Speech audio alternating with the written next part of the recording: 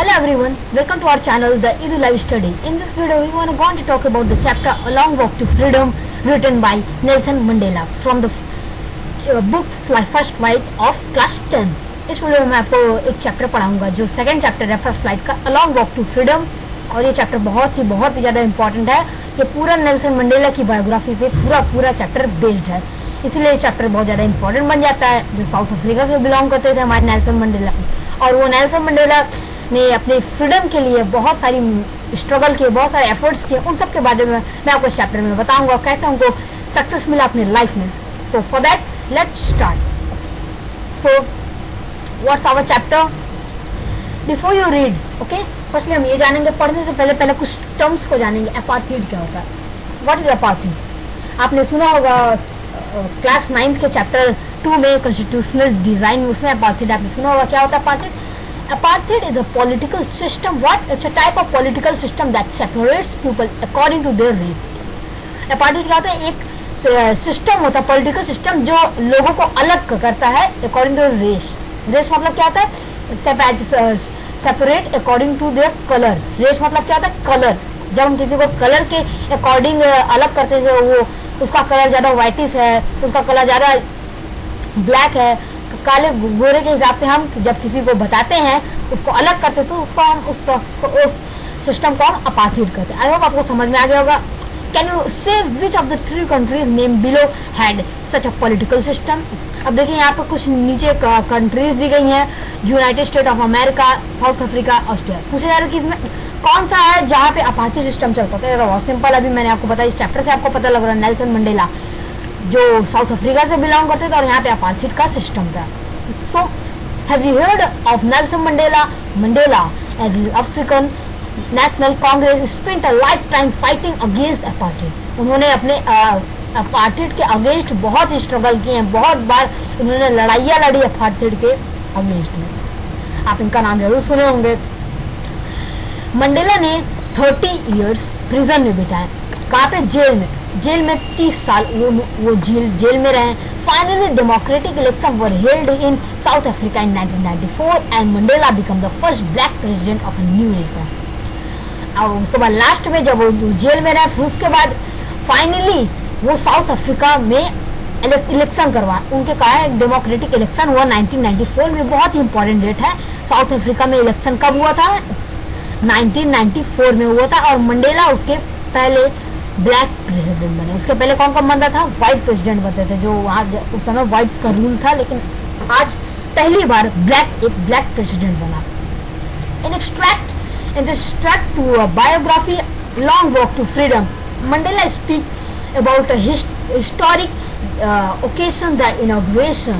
Can you guess what the occasion might be? Check your guess with the news time from the BBC of 10th May 1994। यहाँ पे बताया जा रहा है कि अब आपको अगर चेक करना है कि कब हुआ था, ये जो आपको ये आज स्टोरी पढ़ने वाली है वो किसका है, कहाँ से निकाला गया? उनके ऑटोबायोग्राफी से। किसके ऑटोबायोग्राफी से? नेल्सन मंडेला के, जो चैप्टर का नाम है लॉन्ग वॉक टू फ्रीडम। अगर आप जाकर चेक करेंगे कि BBC देखिए, BBC के बारे में आपने जरूर सुना होगा, सबसे पुरानी न्यूज़ है, ओके, न्यूज़ पॉलिसी है। और उस न्यूज़ में अगर आप चेक करेंगे 10th में 1994 में, तो आपको ये जरूर मिलेगा इसके बारे में। अब जानते हैं मंडेला के बारे में, जो पहले ब्लैक प्रेसिडेंट बने। अब उनके बारे में जानते हैं कि क्या क्या है उनमें मेन पॉइंट्स जो आज वो बने हैं। जानते हैं उनके पूरे इंट्रोडक्शन के बारे में। Nelson Mandela has become south Africa's first president after more than 3 times of white rule.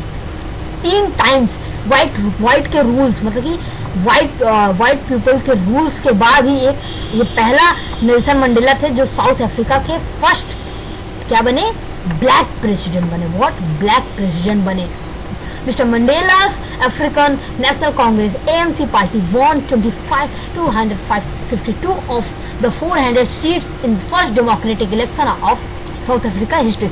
South Africa की हिस्ट्री में अब तक कोई भी ब्लैक जो है प्रेसिडेंट नहीं बना था, उसको कोई भी डेमोक्रेटिक से रिलेटेड कोई भी उसको फ्रीडम नहीं था। ये पहले मंडेला थे जो अपने पार्टी अफ्रीका नेशनल पार्टी थी उनकी, Africa national party, sorry national Congress थी, जो कितने सीट्स जीते थे, ये भी बहुत इंपॉर्टेंट क्वेश्चन है।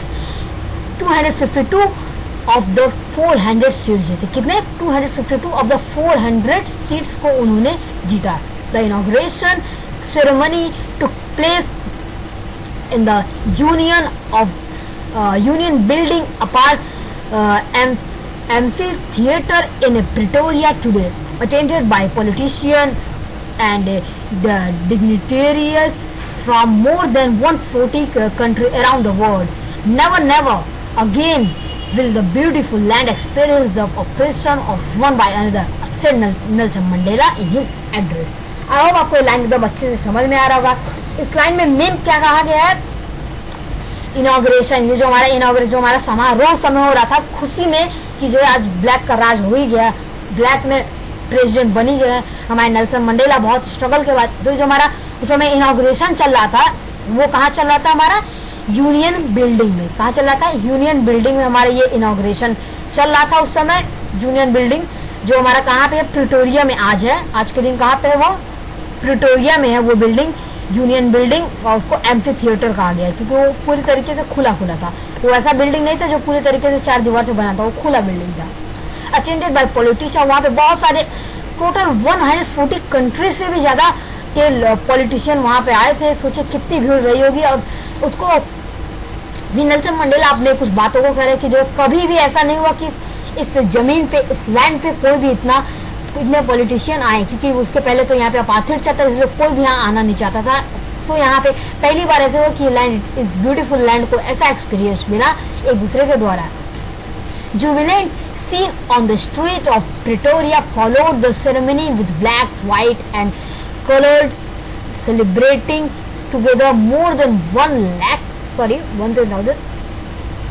100 million South African men, women and children of all races sang and danced with enjoy। यहाँ पे बताया जा रहा है कि जो उनकी खुशी के बारे में बताया, उनके हैप्पीनेस के बारे में बताया जा रहा है कि जो है उस समय के जो स्ट्रीट था हमारा प्रिटोरिया पे, जहाँ पे बिल्डिंग था, कौन सा बिल्डिंग था बताइए? कौन सा बिल्डिंग? यूनियन बिल्डिंग था। बहुत इंपॉर्टेंट नाम है, इसको याद रखिएगा। वहाँ पे ब्लैक, व्हाइट और कलर्ड लोग सेलिब्रेट कर रहे थे एक दूसरे के साथ। 100,000 साउथ अफ्रीकन वहाँ पे थे, मेन, वोमेन, बच्चे सब वहाँ पे थे, जो सभी रेसेस के, व्हाइट, ब्लैक, सब रेसेस के थे वहाँ पे, गा रहे थे, इंजॉय कर रहे थे, डांस कर रहे थे। Okay, let's move to next. ये एक्टिविटी इंपॉर्टेंट नहीं है। अब आते हैं अपने चैप्टर पे। अब तक मैंने चैप्टर आपको नहीं शुरू किया था, अब हमारा चैप्टर शुरू होता है। 10th May dawned bright and clear. For the past few days I had been pleasantly besieged by dignitaries and the world leader who were coming to pay their respect before the inauguration। यहाँ पे बताया जा रहा है कि जो 10 मई 10th मई का कब का है? 1994। उस समय क्या हुआ? रात के टाइम, डॉन मतलब क्या था? शाम, इवनिंग टाइम में जो एकदम क्लियर था, वो रात शाम का टाइम एकदम क्लियर था। और पिछले कुछ दिनों से ही ये जो है जो बहुत ही, पहले आप डिसाइड का मतलब मैं आपको बता दी क्या होता है। To be surrounded closely by, क्या होता है? To be surrounded closely by मतलब कि चारों ओर से अच्छे से पूरा निकट से ढका होना। सो क्या है? I had been pleasantly beside by dignitaries, मतलब यहाँ पे नेल्सन मंडेला बता रहे कि जो मैं एकदम खुशी के साथ वर्ल्ड लीडर्स के साथ, डिग्निटरीज मतलब क्या? जो इज्जत, जिनके पास बहुत रिस्पेक्ट होती है उनके साथ, और वर्ल्ड लीडर्स के साथ जो आने वाले थे, जिनके पास बहुत सारा रिस्पेक्ट है, जो उनकी रिस्पेक्ट कर रहे थे इनॉग्रेशन के पहले नेल्सन मंडेला के। वो नेल्सन मंडेला बता रहे हैं कि जो है वो पूरी तरीके से उन लोगों के साथ मिले हुए थे, उन लोगों के साथ घिरे हुए थे। ओके, आई होप आपको ये पैरा समझ में आ गया होगा। अब आते हैं नेक्स्ट टाइम पे। The inauguration would be the largest gathering ever of international leader on South African front। अब यहाँ पे बता रहे हैं कि जो ये जो हमारा इनॉग्रेशन चल रहा था, ये अगर बताया जाए जो अफ्रीका की लैंड पे सबसे पूरे संसार में देखा जाए, अगर अफ्रीका की लैंड पे, ये साउथ अफ्रीका के लैंड पे ये बहुत ही बड़ा गैदरिंग था, बहुत ही बड़ा समारोह चल रहा था इस समय वहाँ पे। अब चलते नेक्स्ट पैरा पे। The ceremonies took place in the lovely sandstone amphitheater formed by the Union Building in Pretoria। हमें बताया जाए कि जो समय हमारा समारोह चल रहा था, सेरेमनी चल रहा था, वो कहाँ पे चल रहा था? एक हमारा वो क्या था? हमारा बिल्डिंग था जो सैंडस्टोन का बना हुआ था, बालुई पत्थर का बना हुआ था। और उस बिल्डिंग में वो जो हमारा एम्फीथिएटर था, जिस बिल्डिंग का नाम था यूनियन बिल्डिंग, वो क्या नाम था? यूनियन बिल्डिंग था, जो हमारा प्रिटोरिया में था। वहीं पे हमारा ये सेरेमनी चल रहा था। ओके, आई होप ये लाइन आपको समझ में आ गया होगा। For decades this had been the seat of white supremacy. मतलब कि अगर बात की जाए 10 साल पहले की, तो उस समय यहाँ पे कौन रहता था? सिर्फ वहाँ पे वाइट लोगों का ही वहाँ पे राज था। And now it was the site of rainbow gathering of different colours and nation for the installation of the south Africa's first democratic non racial government.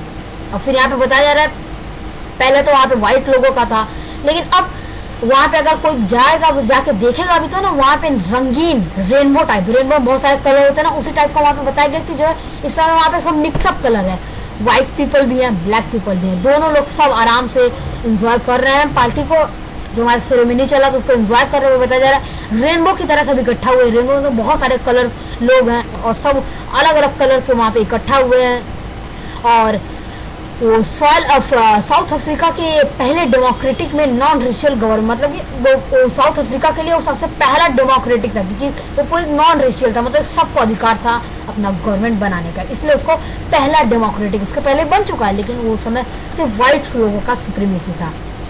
अब एम्फी थिएटर की बात की क्या होता है, मैं आपको बता ही चुका हूँ। It's a type of building, what it's a type of building, sorry what it's a type of building without a roof. मैं आपको बताया था ना, इसमें छत नहीं होती इस बिल्डिंग में, विथ मेनी और बहुत सारे सीट्स लगे होते हैं लंबाई में, और हर एक जगह पे एक स्टेप स्टेप ऊपर चढ़ना पड़ता है। ओके, सो हमारा नेक्स्ट आता है, on that lovely autumn day I was accompanied by my daughter Zinani. On the podium, Mr. De Klerk was the first sworn in a second deputy president. अगर आपको समझ में आ रहा है इसमें क्या कहा जा रहा है, उस समय का जो ऑटम डे चल रहा था, उस समय कौन सा डे चल रहा था? Autumn day. ऑटम डे मतलब क्या है? जो पतझड़ का मौसम होता है उसको कहा जा रहा है ऑटम डे को। उस समय वो जब अपनी बेटी से मिले थे, जिनका नाम जिनानी था, उस समय वो किसके साथ? अपनी बेटी के साथ वहाँ पे थे। ये नाम आप याद रखिएगा, बहुत इंपॉर्टेंट नेम है, एग्जाम में बहुत बार पूछा जाता है as a type of MCQ. उस समय जो पोडियम होता है, आपने पोडियम के बारे में जरूर सुना होगा, जैसे होता है ना, लोग उस पर खड़े होते हैं और वहाँ पे बोलते हैं, और आगे माइक रखा रहता है और वहाँ पे लोग खूब बोलते हैं जो बोलना रहता है।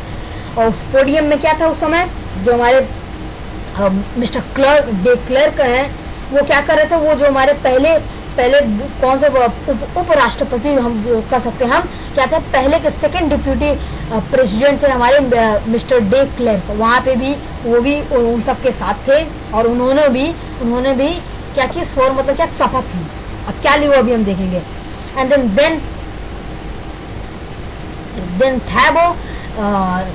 थैबो Mbeki was sworn in as a first deputy president. अभी तक तो हमारा सेकंड डिप्यूटी प्रेसिडेंट कौन था, देखिए आपने देखा यहाँ पे कौन है, मिस्टर डे क्लर्क। की आपको याद रखना पड़ेगा, डिप्यूटी मतलब क्या, जो पहले रह चुके हैं, वो कौन थे? व्हाइट लोग हैं, ब्लैक नहीं है, क्योंकि ब्लैक का तो राजी नहीं थे ना। तो पहले कौन थे? पहले मिस्टर डे क्लर्क थे, ये तीसरे थे, लेकिन फर्स्ट थे ब्लैक में। पहले कौन थे? मिस्टर डे क्लर्क, जिनके साथ जो हमारे सेकंड डिप्यूटी प्रेसिडेंट था उन्होंने भी शपथ ली। और दूसरे के अकॉर्डिंग देखा जाए तो फर्स्ट पे कौन था वो बेकी, यहाँ पे एम साइलेंट है, था वो बेकी, उन्होंने भी क्या किया, जो हमारे फर्स्ट डिप्यूटी प्रेसिडेंट थे उन्होंने भी शपथ ली। When it was my turn, जब उनका टर्न आया, क्योंकि देखिए सबने शपथ ले लिया, वो थर्ड तो वो आया, जब उनका टर्न आया तो उन्होंने उन्होंने बहुत ही इज्जत से, बहुत ही प्लेज होके, बहुत खुशी से क्या कहा, आप देखते हैं क्या कहा गया। उसके बाद जब उनकी बारी आई तो उन्होंने संविधान का, कॉन्स्टिट्यूशन का पालन करते हुए, कॉन्स्टिट्यूशन के बारे में ध्यान रखते हुए, उनके कॉन्स्टिट्यूशन में क्या लिखा हुआ है उसको ध्यान रखते हुए, उन्होंने उनके अंदर इतना विश्वास कायम रखने के लिए की शपथ ली। किस चीज़ की शपथ ली? कि जो उनका कॉन्स्टिट्यूशन है उस कॉन्स्टिट्यूशन को वो पालन करेंगे और उस कॉन्स्टिट्यूशन पे उनका विश्वास रहेगा। इस चीज़ की उन्होंने शपथ ली। क्या ली? जब उनकी बारी आई तो उन्होंने संविधान का पालन करने और उसमें विश्वास कायम रखने की शपथ ली, मतलब उनका विश्वास कायम रहेगा संविधान पर। और उसके बाद आगे का लाइन है हमारा, and to devote myself to the well being of the republic and its people. और फिर अपने आप को उन्होंने क्या कहा कि जो वो अपने आप को पूरे तरीके से गणतंत्र बना लेंगे, मतलब पूरे तरीके अपने देश के लिए वो शामिल हो जाएंगे और हमेशा लोगों की भलाई में समर्पित रहेंगे। मतलब कहा जा रहा है हमेशा लोगों की भलाई करेंगे, हमेशा लोगों के साथ वेल बीइंग करेंगे, मतलब अच्छा करेंगे हमेशा लोगों के साथ। To the assembled guest and the watching world I said, उस समय जो सब लोग देख रहे थे वहाँ पे, नेल्सन मंडेला ने इस बातों को कहा, क्योंकि उस समय वहाँ पे कौन था, बहुत सारे लोग थे, आपको पता है 140 अबव कंट्री के लोग आए थे वहाँ पे, पॉलिटिशियन थे। Today all of us do by our presence here, क्या कह रहे हैं यहाँ पे नेल्सन मंडेला बता रहे कि जो यहाँ पे यहाँ पे आज हम सभी लोग यहाँ पर उपस्थित हैं, यहाँ पर प्रेजेंट है। और उसके बाद क्या कहा जा रहा है, confer glory and hope to new born liberty. आज हम लोग यहाँ पर अगर हैं तो बस एक ही कारण से हैं कि जो है हमें अपने स्वतंत्रता को फ्रीडम को एक ज्ञान और उम्मीद प्रदान करना है। क्या करना है, ज्ञान और उम्मीद प्रदान करना है, एक टाइप का होप कि जो है हमारा जो न्यू बॉर्न लाइबर्टी है, जो समय आया फ्रीडम, उसको क्या करना है, एक ग्लोरी, एक चमक देनी है और हो आशा देनी है कि वो जिंदा है। Out of the experience of, ये चैप्टर देखिए आपको बहुत बोरिंग भी लग रहा होगा, मुझे पता है, लेकिन है ही बोरिंग, अब क्या करेंगे, पढ़ना तो पड़ेगा ही, सिलेबस CBSE सिलेबस के अकॉर्डिंग तो इसको पढ़ना बहुत इंपॉर्टेंट है, लेकिन इससे आपको कुछ लेसन भी मिलेगा, मैं आपको अभी आगे बताऊंगा। Out of experience of an extraordinary human disaster that lasted too long, अगर देखा जाए अब तक जितने भी ह्यूमन डिजास्टर हुए, ह्यूमन डिजास्टर मतलब क्या, जो आदमियों के द्वारा, जो मनुष्यों के द्वारा जो भी अब तक आपदा किया हो, उसके अनुभव के हिसाब से अगर हम देखेंगे तो इतने लंबे समय के बाद ही ये खत्म हुआ है। जो वाइट लोगों का शासन चल रहा था, इतने लंबे समय के बाद ही वो खत्म हुआ है। Okay, must be born a society of which all humanity will be proud, मतलब कि वो खत्म हो चुका है, अब उन्हें एक ऐसे समाज को जन्म देना चाहिए, ऐसे समाज को करना चाहिए जिसपे पूरी मानवता गर्व करेगी, मतलब पूरी ह्यूमैनिटी, मतलब कि पूरे जितने भी लोग हैं सब उस पर गर्व करेंगे, उस पर प्राउड फील करें। Okay,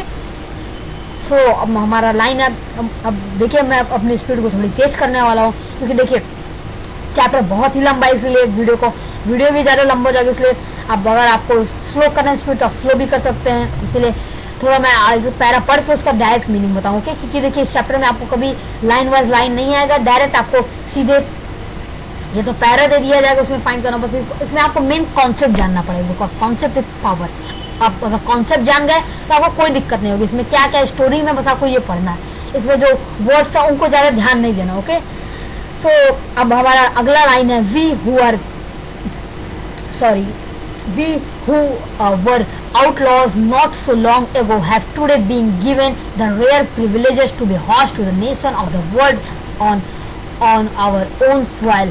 We thank all of our distinguished international guests for having come to take possession with the people of our country of what is after all a common victory for the justice, for peace, for human dignity. अब यहाँ पे क्या इस line का क्या अच्छा मतलब है, अब इसको चलिए पढ़ते हैं। इसमें बताया जा रहा है कि जो है हमें जो इतने लंबे समय से जो यहाँ पे नेल्सन मंडेला कह रहे, जो इतने लंबे समय से जो देशों से कट रहे हैं, मतलब कि यहाँ पे मतलब ये है कि जो जिन देशों ने साउथ अफ्रीका से संबंध बनाया था, रिलेशन बनाया था, संसार में बताया जा रहा है वर्ल्ड में इतने सारे देशों ने इस साउथ अफ्रीका से मिलने का इसको एक बहुत ही अच्छा अवसर मिला है लोगों को साउथ अफ्रीका से, क्योंकि वहाँ पे क्या अपार्थाइड सिस्टम हट चुका है। अब यहाँ पे ये बताया जा रहा है, फिर तो कहा जा रहा है हमारे यहाँ पे बताया जा रहा है, उनके लाइन में मैं बताता हूँ नेल्सन मंडेला क्या बताया जा रहा है कि जो हम हमारे उन सभी जो हमारे इंटरनेशनल गेस्ट हैं उन सब का थैंकफुल करना चाहते हैं, धन्यवाद देना चाहते हैं कि जो है वो इस न्याय, शांति और मानवीय शान की विजय में जो हमारा उस समय मानवीय ह्यूमैनिटी चल रहा था उसमें जो शामिल हुए हैं उनको इसलिए वो धन्यवाद करना चाहते हैं और सभी को अपने अधिकार में लेने के लिए आए। मतलब कि कहा जा रहा है कि जो है अपने अपने अधिकार को सभी लोग अपने अधिकार को पा सकते हैं। ओके, उसको वो बता रहे कि जो है नेक्स्ट लाइन है, we have at last achieve our political emancipation. We pledged ourselves to liberate all our people from the continuing bondage of poverty, deprivation, suffering, gender and other discrimination. यहाँ पे बताया जा रहा आखिर में एट लास्ट हमें राजनीतिक स्वतंत्रता, पॉलिटिकल हमें फ्रीडम मिल चुका है, हम लोग इसको पा चुके हैं। अगर देखा जाए तो लगातार ये जो हमारी पॉवर्टी, गरीबी चल रही थी, अभाव जिसके कारण जो भी हमारे दुख था, जो डिस्क्रिमिनेशन हो रहा था देश में, जो भी जेंडर डिस्क्रिमिनेशन हो रहा था, उन सब से अब यहाँ पर नेल्सन मंडेला क्या कर रहे हैं, शपथ ले रहे हैं कि उन सब से सबको मुक्त करवाएंगे, सबको फ्री करेंगे। मतलब कि ना ही कोई जेंडर डिस्क्रिमिनेशन होगा वहाँ पे, ना ही कोई भी दूसरे टाइप का डिस्क्रिमिनेशन, ना ही गरीबी रहेगी, सबको वो हटाने का शपथ लेते हैं। एंड देन उसके बाद never and never again shall it be this beautiful land will again experience the operation of what, wait for a while, yes, operation of one by another.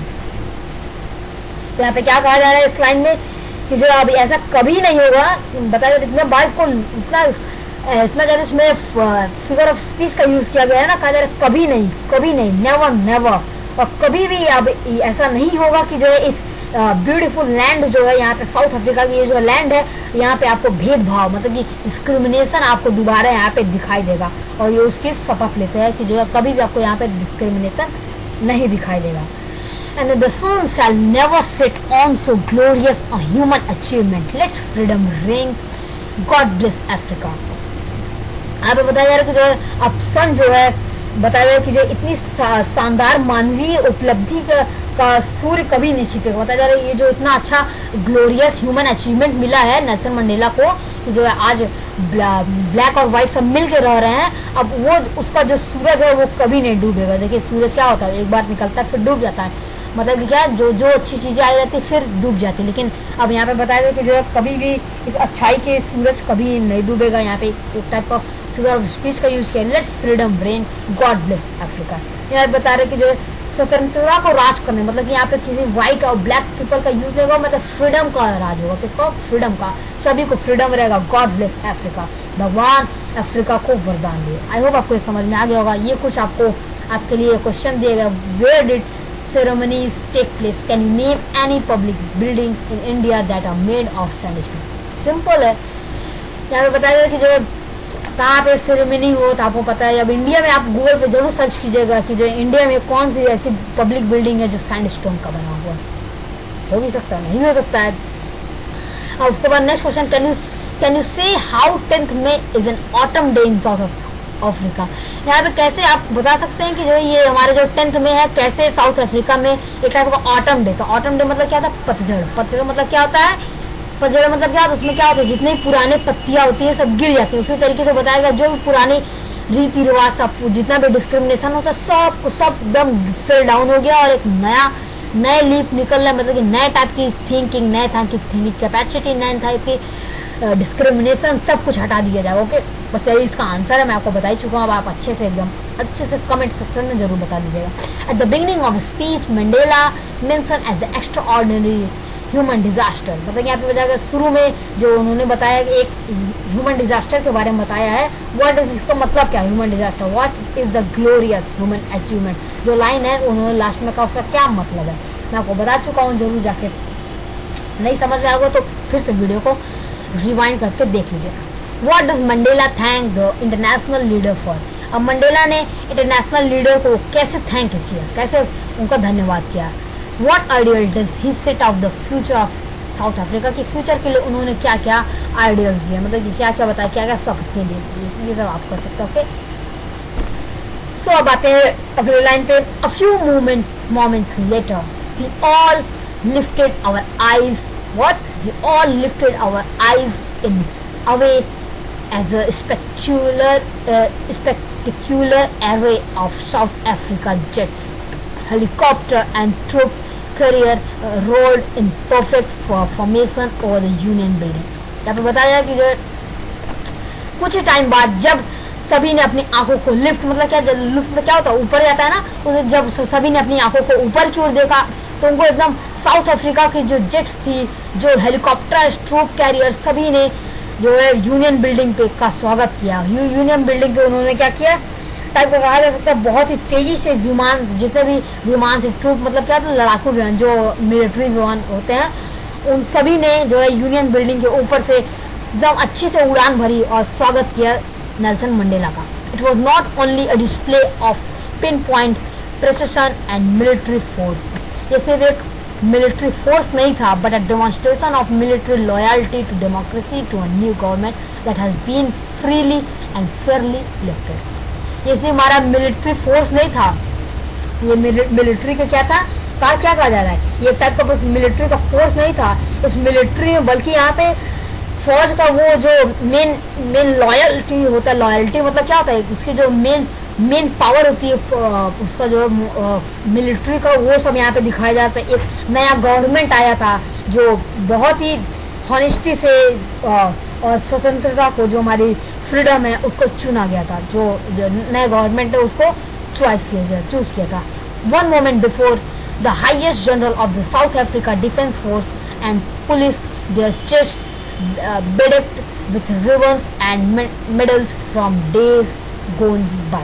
यहाँ पे बताया गया कि जो है कुछ ही मोमेंट पहले, कुछ ही समय पहले बताया गया जो है बहुत ही जनरल, हाईएस्ट जनरल दिया गया था साउथ अफ्रीका के, जो बहुत ही हाईएस्ट जनरल होते हैं, बहुत ही बड़े होते हैं, तो उनके जो डिफेंस फोर्स थे और पुलिस थे, उन्होंने क्या किया, रिबन्स के साथ उनको चेस्ट दिया, मतलब कि सलामी दी रिबन्स के साथ, और मेडल्स भी उनको दिया गया। किसको दिया गया, नेल्सन मंडेला को, उनको सल्यूट भी किया गया as a type of president, और अपनी लॉयलिटी को वो शो कर रहे थे। I was not unmindful of the fact that not so many years before they could not have saluted but arrested me.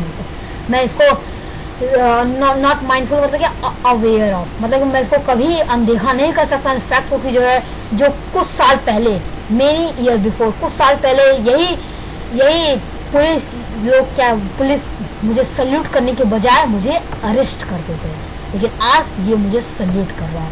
Finally a chevron of impala jets left a smoke trail of the black, red, green, blue and gold of new South Africa flag. और at last क्या हुआ, जो chevron मतलब क्या होता है, it's type of pattern, एक pattern होता है। इम्पाला जेट्स वहाँ पे था, उस जेट का नाम इम्पाला जेट था। उसने क्या किया, जो पीछे से स्मोक के रूप में क्या क्या किस किस कलर को रिलीज किया, ब्लैक, रेड, ग्रीन, ब्लू और गोल्ड, जो क्या बना, न्यू साउथ अफ्रीका का फ्लैग बना। उसको क्या किया गया था, जो हमारा नए साउथ अफ्रीका का फ्लैग बना था, उसको उस जेट ने पूरे आसमान में उसको छा गया था। मतलब देखिए जब हमारा फ्लाइट उड़ता है, जब हमारा कोई भी जेट उड़ता है आसमान में, तो देखिए उसके पीछे से धुआं टाइप का निकलता है, जो रंग बिरंगा निकला था, उसका इस कलर में निकला था, रेड, ग्रीन, ब्लू और गोल्ड, जो वहाँ का वो क्या बना, फ्लैग बना साउथ अफ्रीका का। The day was symbolised for me by the playing of our two national anthem. वो जो डे था वो टाइप का सिम्बलाइज किया गया था इतने अच्छे से, उस दिन को जो है पूरे तरीके से, उस दिन को टाइप को हम कह सकते हैं जो है गाने की तरह के, जो होता है ना प्ले करना, जो वहाँ के कितने नेशनल एंथम थे, 2 नेशनल एंथम थे वहाँ पे, और उन्हीं 2 नेशनल एंथम से नेल्सन मंडेला को सिम्बलाइज किया गया था, बताया गया था क्या, अब कौन से, and the vision of white. देखिए 2 क्यों बने, क्योंकि वहाँ पे 2 कम्युनिटी के लोग थे, व्हाइट के लिए अलग था, ब्लैक के लिए अलग था, क्या था, and the vision of singing. देखिए अभी ये किसका है, हमारा व्हाइट्स का है हमारा नेशनल एंथम क्या है, नकोशी, सॉरी बहुत हार्ड नेम है, इसको आप पढ़ सकते हैं, इंपॉर्टेंट नहीं वैसे, लेकिन याद रखिए एमसीक्यू में आएगा, अगर आप देखेंगे तो उसको समझ में आ जाएगा। And black singing Die Stem the old anthem of the republic. देखिए व्हाइट्स के लिए एक नया बना, लेकिन ब्लैक का जो पहले था उसी को उन्होंने अपनाया। Although the day neither group knew the lyric of the anthem they once despised, they would soon know the words by heart।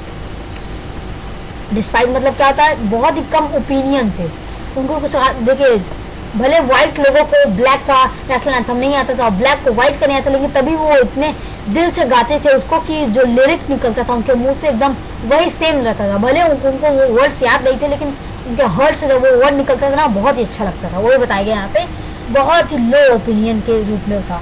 On the day of inauguration, I was overwhelmed with a sense of history। मतलब कि उस दिन inauguration के दिन बताया जा रहा है कि जो है जब उस दिन इनॉग्रेशन चल रहा था, कहाँ पे चल रहा था, कमेंट में बताइए जरा, मैं थोड़ी देर पानी पी लेता हूँ, तुरंत कमेंट में बताइए कि जो है वो कहाँ पे चल रहा था इनॉग्रेशन। अरे आप बता दिए होंगे। अब चलिए मैं आपको आगे पढ़ाता हूँ कि जो अब जो उस दिन हमारे इनॉग्रेशन चल रहा था उस समय क्या हुआ था, उस समय के लिए क्या हुआ था, I was overwhelmed with a sense of history. मतलब उस समय क्या हुआ था, जो नेल्सन मंडेला बता रहे कि जो मैं इतिहास की फीलिंग से, जो हमारा हिस्ट्री का फीलिंग था उसमें उनका नाम सबसे ऊपर आया था। मतलब कि वो एकदम, और उनके हिस्ट्री में, साउथ अफ्रीका के हिस्ट्री में उनका भी एक नाम बन गया था उस इनॉग्रेशन के दिन को। ओके, अब आगे लाइन आता है हमारा, in the first decade of the 20th century, a few years after the bitter Anglo-Boer War and before my own birth। मतलब बताया जा रहा है 20th सेंचुरी के शुरुआत के डिकेड, मतलब 20th सेंचुरी मतलब क्या, 1910 तक, 1900 से 1910 तक का क्या है, फर्स्ट डिकेड। उस समय क्या हुआ था, जो हमारा उसी का कुछ साल बाद क्या हुआ था, एंग्लो वॉर हुआ था। और उस समय क्या हुआ था, उनका बर्थ भी नहीं हुआ था, उस समय एंग्लो वॉर हुआ था। उसमें क्या हुआ था, the white skin people of the South Africa patched up their difference and erected a system of racial domination against the dark skin people of their own land.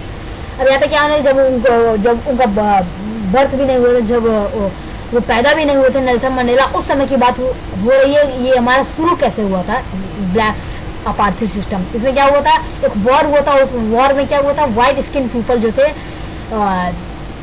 वो क्या करने लगे, जो साउथ अफ्रीका वाइट, वो क्या करने लगे, difference patch up करने लगे, मतलब डिफरेंस बनाने लगे, रेशियल डिफरेंस किसके बीच में, डार्क स्किन पीपल के बीच में ऑफ देयर, लेकिन लैंड दोनों का था लेकिन उनके बीच में डिफरेंस आने लगा था।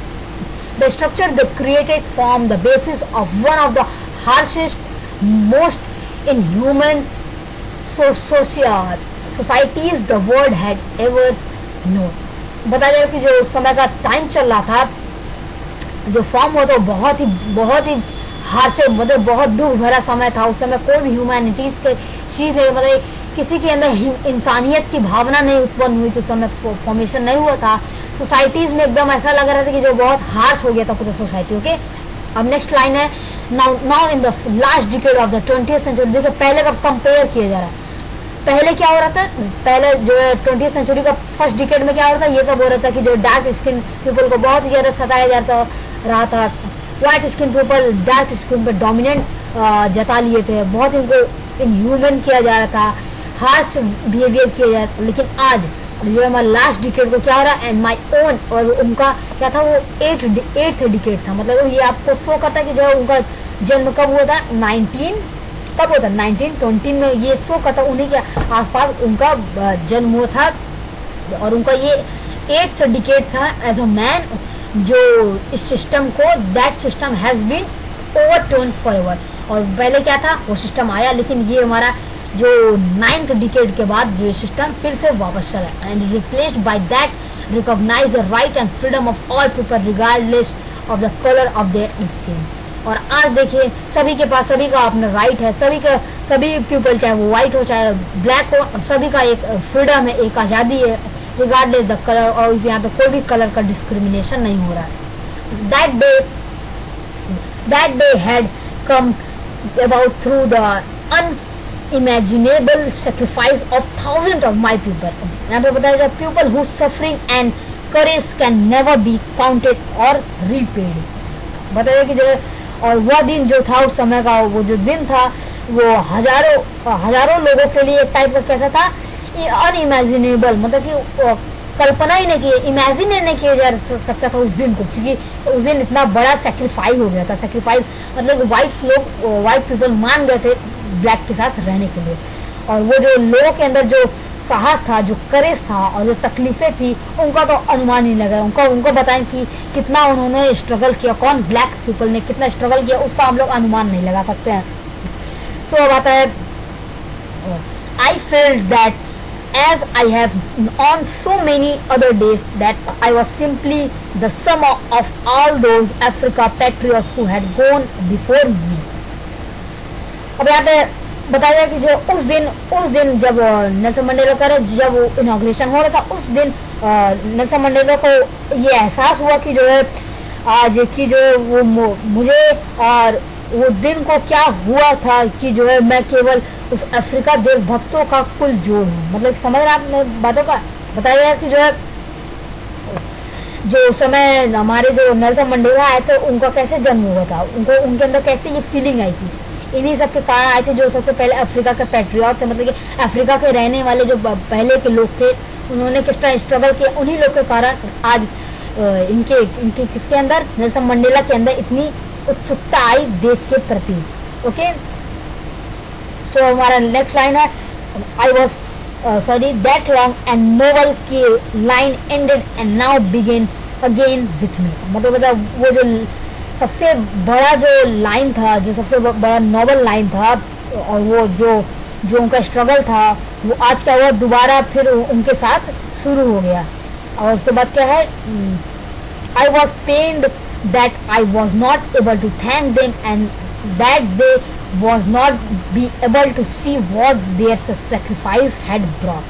इसका has brought, इसका मतलब क्या है कि जो उनको बहुत ही ज़्यादा दुख हुआ था कि जो अब कि वो उनका धन्यवाद नहीं, उनका थैंकफुल नहीं हो, उनको धन्यवाद नहीं कर सके। क्यों नहीं कर सके, क्योंकि उनकी डेथ हो चुकी थी और वो उस समय बहुत छोटे थे नेल्सन मंडेला, उनको इतनी जानकारी नहीं थी, उनको बहुत दुख होता था कि जो है वो उनको धन्यवाद नहीं कर सके।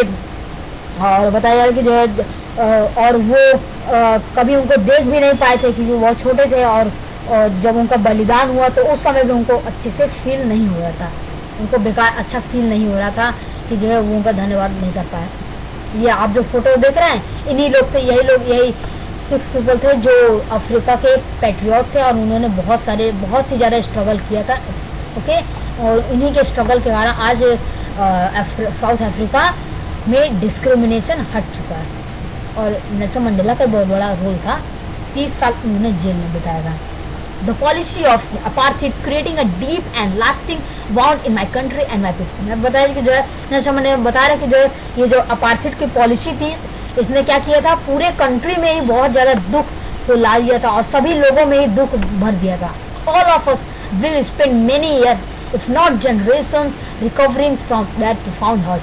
अब देखिए बताया जा रहा है कि जो ये जो इतना दुख था, अब इसको अगर फिर से रिकवर करना है, जो इतना दिक्कतें प्रॉब्लम्स स्ट्रगल ब्लैक पीपल ने किया, उसको फिर से रिकवर करने के लिए बहुत सारी जनरेशन लगते थे। But the decade of operation and brutally had another. क्या मतलब है यहाँ पे बताया जा रहा है, परंतु जो ये गुलामी उस समय चल रहा था, उस दशक में, और जो डिकेड में गुलामी चल रहा था उस समय क्या था, वो बहुत ही ज़्यादा प्रभाव किया था। मैं जैसे बता चुका हूँ कौन कौन थे वो, देखिए आप पहले आप नाम देख ले, आप खुद समझ में आ जाएगा। देखिए, Oliver Tambos, the Walter Sisulus, the chief Luthulis, the Yusuf Dadoos, the Bram Fischers, the Robert Sobukwes of our time, men of such extraordinary courage, wisdom and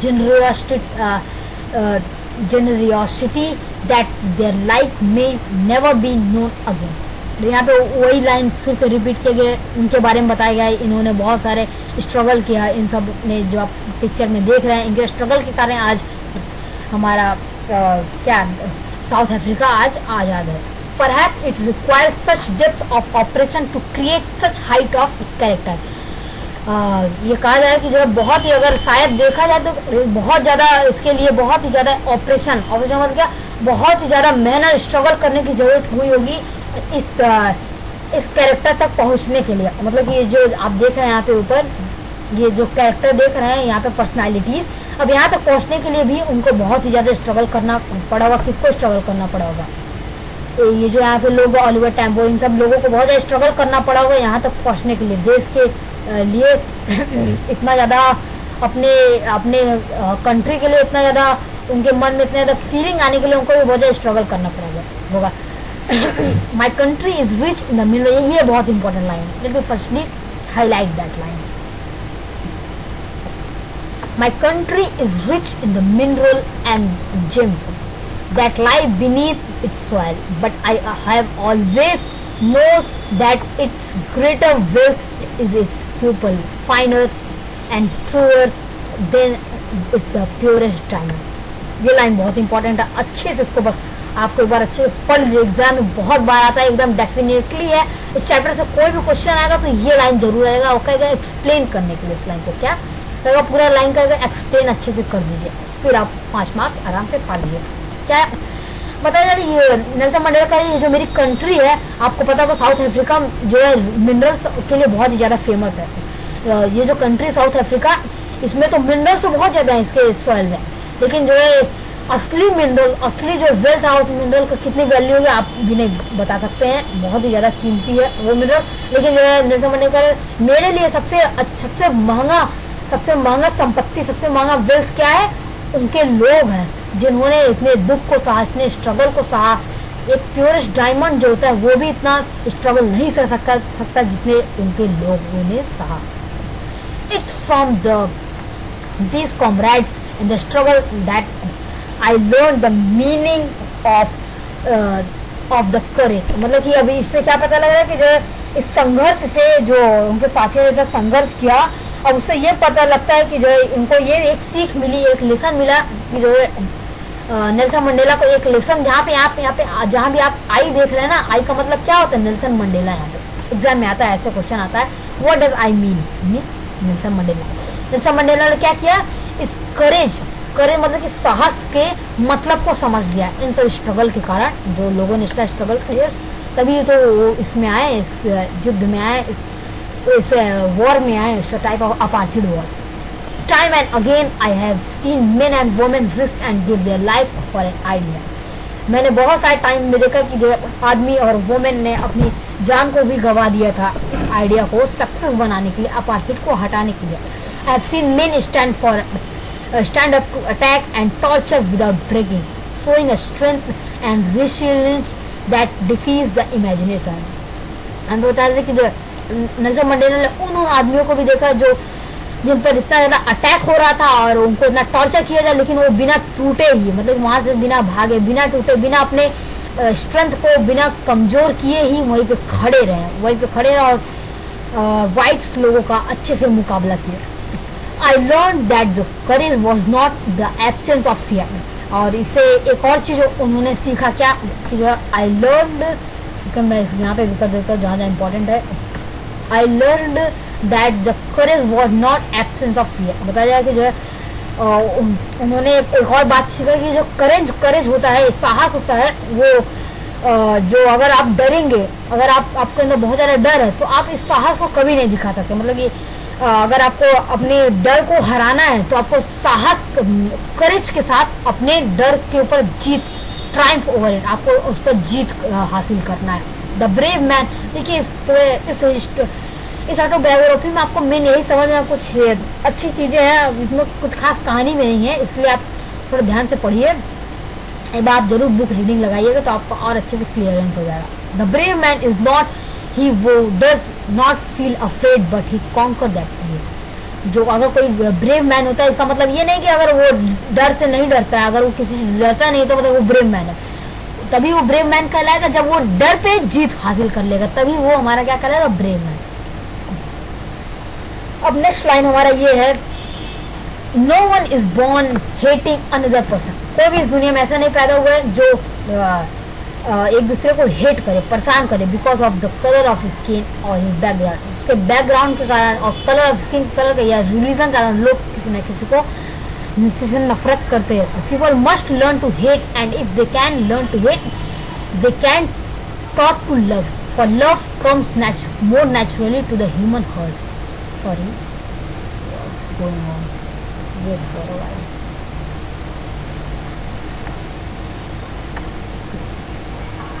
तो यहाँ पे बताया जा रहा है कि जो कोई भी ऐसा यहाँ पे था, हाँ, कोई भी देखिए अगर इंसान हेट, नफरत करना सीख सकता है तो दूसरे के प्रति अपने प्रेम को क्यों नहीं जागृत कर सकता, अपने लव को क्यों नहीं, अगर वो नफरत करना सीख सकता है तो प्यार करना क्यों नहीं सीख सकता, एक लोगों के साथ अच्छे से बर्ताव करना क्यों नहीं सीख सकता वो, और ये सब इम्पोर्टेंट होता है। Even in grievous time in prison, when my comrades and I were pushed to our limit, I would see a glimmer of humanity in one of God's perhaps just for a second, but it was enough to reassure me and keep me going. Man, goodness is a flame that can be hidden but never extinguished. यहाँ पे मतलब ये है कि जो जब Nelson Mandela ने अपने साथियों को देखा दर्द सहते हुए, तो उन्होंने जाके एक गार्ड के अंदर एक इस टाइप की ह्यूमैनिटी को देखा था. एक गार्ड वहाँ पे था जो ब्लैक था, वो भी इस दिक्कतों को, इस परेशानियों को सह रहा था. उस गार्ड को देखा जो शायद एक सेकंड के लिए ही सही, नहीं तो बात की जाए तो एक इतना तसल्ली दिला रहा था, क्योंकि वो इतनी स्ट्रगल को सह रहा था. इसलिए वो नेल्सन मंडेला को इतनी तसल्ली दिला रहा था कि वो उनको शब्दों में नहीं बता सकते हैं. और बताया कि जो है अगर आदमी की, अगर आपको उस आदमी की गुडनेस देखना है, उसकी अच्छाई को देखना है, तो वो अच्छाई क्या है, एक टाइप का फ्लेम है. फ्लेम मतलब क्या था, लव. जो हमारा अलग टाइप का लव होता है, जो आग का लव होता है ना, आग जो जलता है, उसी तरीके से आदमी की इच्छाई जो कभी भी बुझती नहीं है. वो छिप जाएगी. आप देखेंगे कोई मोमबत्ती जलते हुए, वो छिप जाएगी. आग, लव जो फ्लेम होता है वो बंद हो जाएगा, लेकिन कभी वो बुझेगा नहीं.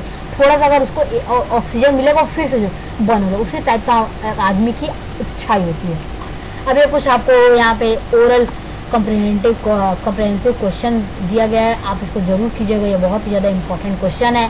ये कर लेंगे तो आपको अब तक आपने जितना पढ़ा सब आपको अच्छे से समझ में आ जाएगा. तो अब हमारा अगला है चैप्टर, तो बहुत लंबा है, पता है, अब खत्म ही होने वाला जल्दी. In life every man has twin obligation to his family, to his parent, to his wife and children, and he has an obligation to his people, his community, his country. What obligation मतलब क्या होता है, बताइए एक बार. आप अपने दिमाग में सोच के बताइए कि ऑब्लिगेशन का मेन मोटो क्या होता है, मेन ऑब्लिगेशन होता क्या. आप जरूर एक बार अपने दिमाग में करिए. तो अभी जाकर जस्ट गूगल पे सर्च मारिए ऑब्लिगेशन का मतलब क्या होता है. ओके, क्योंकि बहुत ही इंपॉर्टेंट है. ये अधिकतर एग्जाम में भी आता है, MCQs में. करिए जल्दी. आई होप आप अपने गूगल पे चेक कर लिया. वो ऑब्लिगेशन का सिंपल मीनिंग देखा जाए, it's type of moral duty. हर एक इंसान का एक ड्यूटी होता है. क्या होता है, एक ड्यूटी होता है कि जो वो अपने पेरेंट्स, अपने फैमिली, अपने वाइफ, चिल्ड्रंस के लिए अपनी ड्यूटी को निभाए, उनको कोई दुख ना हो. इन a civil and human society, each man is able to fulfill those obligations. जो भी उसकी ड्यूटी होती है अपने चिल्ड्रंस के थ्रू, अपने वाइफ के थ्रू, अपने फैमिली के थ्रू, उन सबको वो जरूर निभाता, चाहे वो कितना भी पुअरेस्ट से भी पुअरेस्ट हो. But in a country like South Africa it was almost impossible for a man to of my birth and colour to fulfil both of those obligations. अब यहाँ पे लेकिन अगर साउथ अफ्रीका में देखा जाए तो ये इम्पॉसिबल है कि जो कोई आदमी पैदा होते ही इस ऑब्लिगेशन को निभा सके. ये तो भाई ऑब्वियस सी बात है. In South Africa a man of colored who attempt to live as a human being was punished and isolated. South Africa में क्या होता है, जो आदमी कलर के हिसाब से उसको पनिश किया जाता है. मतलब वो ब्लैक है, वो attempt to live as a human being की तरह नहीं रहना चाहता, तो उसे पनिश किया जाता था. In South Africa a man who tried to fulfill his duty to his people was inevitably ripped from his family and his home and was forced to live a life apart, a twilight existence of secrecy and rebellion. I hope आपको इसका मतलब समझ में आ रहा होगा. Simple है. बताया जा रहा है कि यहाँ पे बताया जा रहा है कि जो है यहाँ पे जो दक्षिण अफ्रीका में, जो हमारा साउथ अफ्रीका है, वहाँ पे जो एक आदमी अगर अपने ड्यूटी को एकदम अच्छे तरीके से करने की कोशिश करता है, तो उसको क्या कर अलग कर दिया जाता है. मतलब वो अपनी ड्यूटी को पूरा नहीं कर सकता है, इसलिए उसको ये सोच के अलग कर दिया जाता है. और इसी कारण उसके एक सेपरेट लाइफ के कारण उसके अंदर बहुत ज़्यादा दिक्कतें आ जाती हैं. उसके लाइफ में हर चीज़ ब्लर टाइप का लगता है. मतलब उसके लाइफ में ऐसा लगता है कि उसके लाइफ में कुछ बचा ही नहीं है. ऐसा रिबिलियन लगता है. रिबिलियन मतलब आप समझ रहे होंगे ना, अकेलापन. I did not in the beginning choose to place my people above my family. मतलब कि वो यहाँ पे नेल्सन मंडेला बता रहे कि जो मैंने अपने फैमिली के से बड़ा किसी को भी नहीं समझा. But in attempting to serve my people I found that I was prevented from fulfilling my obligation as a son, as a brother, as a father and a husband. उसने यहाँ पे बताया कि जो, और अगर देखा जाए कि जो शुरू में तो नेल्सन मंडेला ने तो अपने फैमिली को बहुत ज़्यादा अहमियत तो दी नहीं, क्योंकि जानते नहीं थे इसके बारे में, वो अपने फैमिली को बहुत ज़्यादा अहमियत नहीं देते थे। लेकिन जब वो लोगों की सेवा करने, लोगों के लिए सर्विस प्रोवाइड करने लगे, इतना स्ट्रगल किए लोगों के लिए, सिर्फ लोगों के लिए इतना स्ट्रगल करने लगे, फिर उसके बाद क्या हुआ, उनके अंदर एक टाइप का अलग से फीलिंग है जिसके कारण उन्होंने अपने बेटे को अपने भाई के रूप में मानने लगे, अपने पिता को एक टाइप के अपनी जिम्मेदारी मानने की, उन्हें अपने पिता को ड्यूटी मानने की, उन्हें अपने पिता का सेवा करना है, सर्विस प्रोवाइड करना है। I was not born with a hunger to be free, I was born free in every way that I could know. बता रहे जा रहे कि जो है नेल्सन मंडेला बता रहे कि जो है वो कभी भी दिक्कत से, परेशानियों के कारण पैदा नहीं हुआ, मतलब उनको कभी पैदा, जब वो बॉर्न हुए, जब छोटे बच्चे थे तो वो कभी परेशानी नहीं, वो एकदम फ्री थे। Free to run in the field near my mother's hut, free to swim in the clear stream and that run through my village, free to roast mealies under the star and ride the broad backs of the slow moving boat. यहाँ पे बताया जा रहा है कि जो है कि वो कितना फ्री थे। अब वो बताया कि जो है वो हर जगह फ्री थे, मतलब वो आराम से फ्री होके अपने फील्ड में दौड़ा करते थे, स्विम आराम से फ्री कर सकते हैं, वो कोई रोक टोक नहीं था। As long I obey my father and abided by the custom of my tribe, I was not troubled by the laws of man or woman। मतलब वही बताया कि जो किसी के द्वारा परेशान नहीं किया गया था, उनको कोई उनको परेशान नहीं करता था। So it was only when I began to learn that my boyhood freedom was an illusion। illusion मतलब क्या होता है, something that appears to be real but it's not, मतलब लगता है कि वो रियल है लेकिन नहीं है। वो पता जाए, it was only when I began to learn my boyhood freedom was an illusion, मतलब कि वो जो बॉयहुड जब थोड़े बड़े हो गए तो उनके पास इतनी फ्रीडम नहीं थी। पहले तो उनके पास बहुत फ्रीडम था लेकिन अब नहीं रही। मैं discover as a young man, जब वो एक यंग मैन हो गए क्योंकि जितनी फ्रीडम थी सब उनके सामने दिख रही थी कि क्या है, उनको भूखा रहना पड़ता था, उनकी फ्रीडम जितनी थी सब चली गई थी। तो भाई ब्लैक थे और ब्लैक पीपल को कितना स्ट्रगल करना पड़ता है आपको पता है। At first as a student I wanted freedom only for myself. जब वो स्टूडेंट थे तो उनको चाहते थे कि जो हम खुद फ्रीडम पाए बस, और कोई पाए या ना पाए हमसे कोई मतलब नहीं, बस ये इनकी सोच ये थी। But the transitory freedom of being able to stay out night read and plead, लेकिन जैसे वो बड़े होने लगे उनकी वो अलग टाइप की उनकी फ्रीडम होने लगी जैसे जैसे। और जब वो यंग मैन हो गए तो वो जॉनसन बर्ग में रहने लगे, वहाँ पे जगह है। आई yearned for the basic and honourable freedom of achieving my potential, of earning my keep, of marrying and having a family, the freedom not be obstructed in a lawful life।